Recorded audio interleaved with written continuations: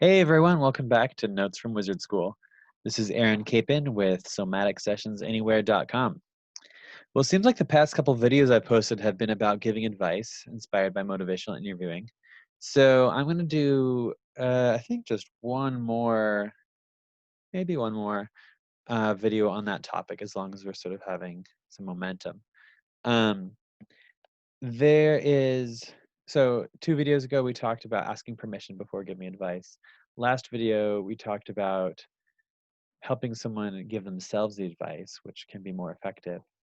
And then here I want to talk about the actual delivery. So once you have permission and the person actually says, yes, I want to hear what you have to say, I want to talk about delivery. Motivational interviewing has a acronym, which is EPE, elicit, provide, elicit. So if you remember from last video, well, probably from both videos, if you give people a ton of information, if you tell them what to do, they will tend to push back a little bit, right?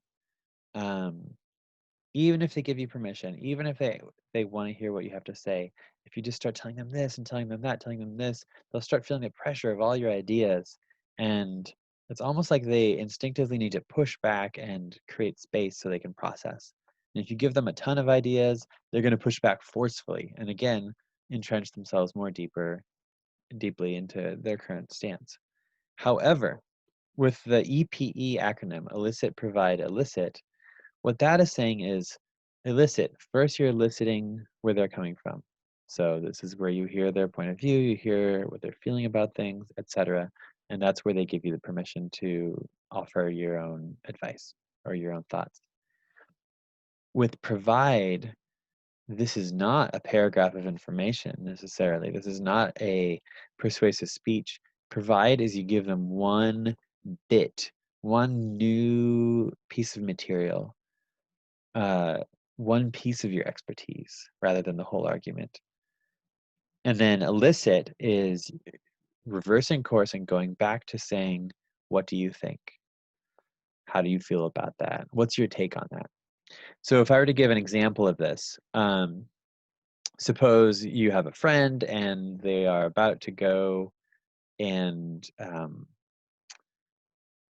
they just really are excited to go do some acrobatics on a lava field. And I'm making an absurd scenario. And they're like, it's going to be great. I've got my lava boots. I'll be totally good. So a lot of people would just go on a big tirade. You can't do that. Lava's dangerous. You're going to die, blah, blah, blah. And, but if this person is stubborn, they might just say, no, I'm going to go do it. Elicit, provide, elicit says, elicit, oh, you're going to go to the lava field. How come? You know, what precautions are you taking? And they say, oh, yeah, well, I'm wearing the lava boots. I'm going to do it because I hear it's the hottest thing in town and blah, blah, blah. And you're like, okay, wow. Is it all right if I offer you a perspective there? And they say, sure. And so you're to the provide state. And provide, you might say one piece of information like, from what I understand about lava, it's not just the danger of the heat on your shoes, but actually the heat above the lava is, so hot that no life could exist. You'd have to be wearing a full-on like steel temperature regulated bodysuit in order to survive. I'm curious what you make of that. What do you think of that? Which is the elicit state. So you're giving them this one piece of information. The temperature above the lava is actually also threatening. It's not just making contact with the lava. And then you're saying, what do you make of that? What do you think of that? You know, um, and that might end the conversation. They might say, oh, I didn't know that. Okay, I won't go. Or they might say, oh, that can't be true. Really? I'm going to go look that up. Or maybe they say that can't be true. And you say, well, if I look it up, would that help? Um, the point being is that you didn't give them so much information that it feels like an attack on them or that it feels like you're have your own agenda or whatever. You just gave them a single piece of data that they are able to process and react to. That's EPE. It takes a heck of a lot of patience. And usually conversations aren't over after one EPE. Often it's an EPE cycle and you listen to them some more and they express themselves some more. And then you do another EPE cycle and another.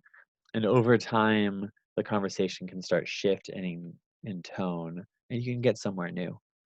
But it takes a lot of patience on your part. And uh, and it's worth practicing.